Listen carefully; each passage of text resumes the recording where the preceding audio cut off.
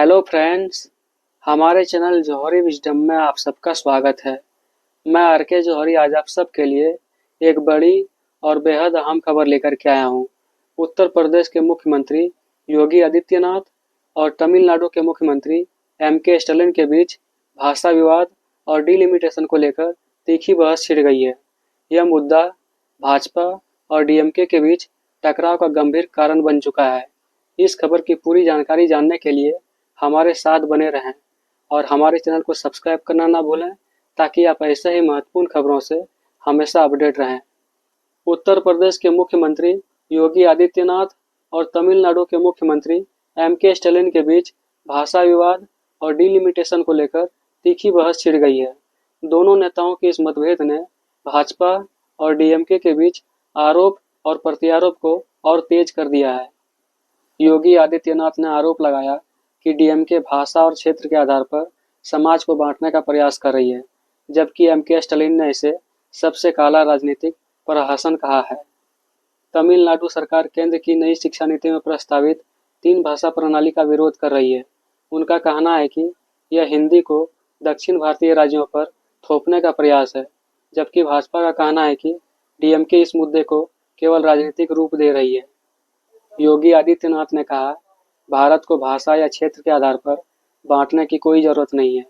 उन्होंने कहा, तमिल भाषा भारत की सबसे प्राचीन भाषाओं में से एक है और इसका सम्मान किया जाना चाहिए, लेकिन हिंदी का विरोध करना अनुचित है। उन्होंने आगे कहा, प्रधानमंत्री नरेंद्र मोदी ने काशी तमिल संगम का आयोजन कर तमिल संस्कृति का सम्मान किया है। एम.के. स्टालिन ने इस पर प्रतिक्रिया देते हुए भाजपा पर हमला किया। उन्होंने कहा, हम किसी भाषा का विरोध नहीं करते, हम थोपे जाने और अंध राष्ट्रवाद का विरोध करते हैं। उन्होंने कहा, 2 भाषा नीति और निष्पक्ष परिसीमन पर तमिलनाडु की ठोस आवाज पूरे देश में गूंज रही है।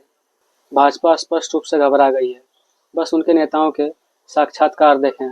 डिलिमिटेशन को लेकर भी दोनों दलों के बीच विवाद बढ़ रहा है। 2026 के बाद होने वाली इस प्रक्रिया को लेकर डीएमके ने चिंता जताई है। इससे दक्षिण भारतीय राज्यों की संसद में भागीदारी कम हो सकती है।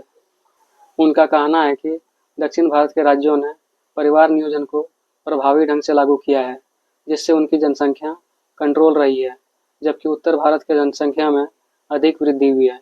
अगर सीटों का बंटवारा जनसंख्या के आधार पर किया गया तो संसद में दक्षिण भारत के राज्यों को नुकसान उठाना पड़ सकता है, जबकि वे जीडीपी में अधिक कंट्रीब्यूशन करते हैं।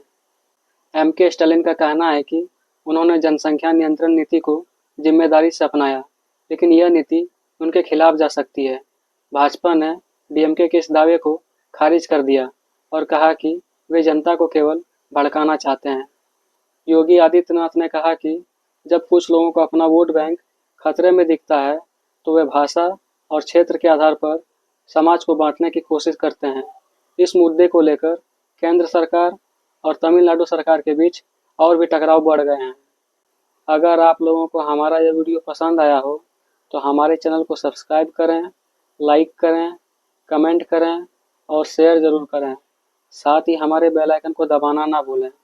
हमारी वीडियो को देखने के लिए आप सभी लोगों का बहुत बहुत धन्यवाद।